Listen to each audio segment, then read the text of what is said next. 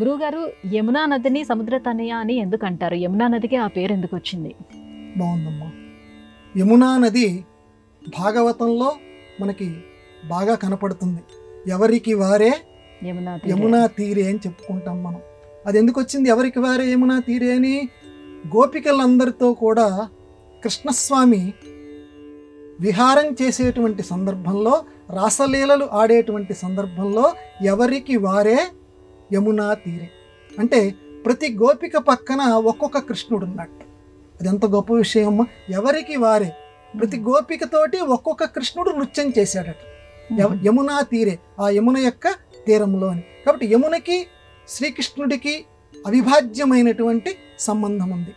ఈ యమున సింధుసుతే అంటాడు మహిషాసురమర్దని స్తోత్రంలో. ఇది శంకరాచార్యుల వారు రాసిందంటాం, కానీ ఇది రామకృష్ణ కవి అనేటువంటి మహాకవి రచించినటువంటిది.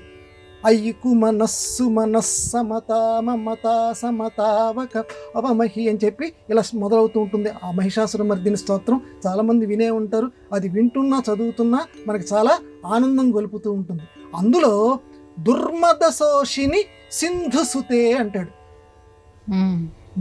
ఈ సింధుసుతే యమునని పట్టుకొని దుర్మదశోషిని అంటే అహంకారాన్ని పోగొట్టేటువంటి దానా, నశింపచేసేటువంటి దానా, సింధుసుతే సముద్రపు కూతురా.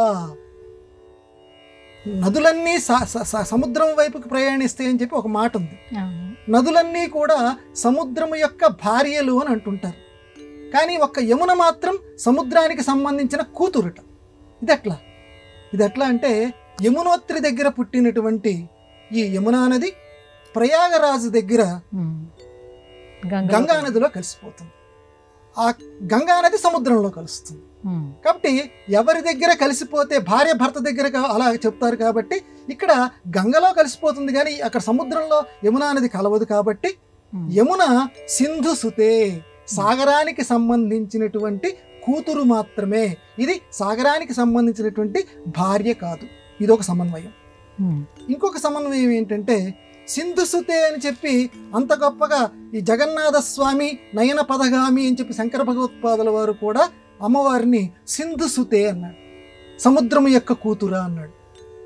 ఎందుకని అన్నారంటే, ఇక్కడ లక్ష్మీదేవి, దుర్గాదేవి అని మనం రకరకాలుగా అమ్మవారిని పిలుచుకుంటున్నాం రకరకాల పేర్లతోటి. ఆ రకమైనటువంటిదే సింధుసుతే. యమునా నది కూడా అటువంటి లక్ష్మీదేవితోటి సమానమైనటువంటిది.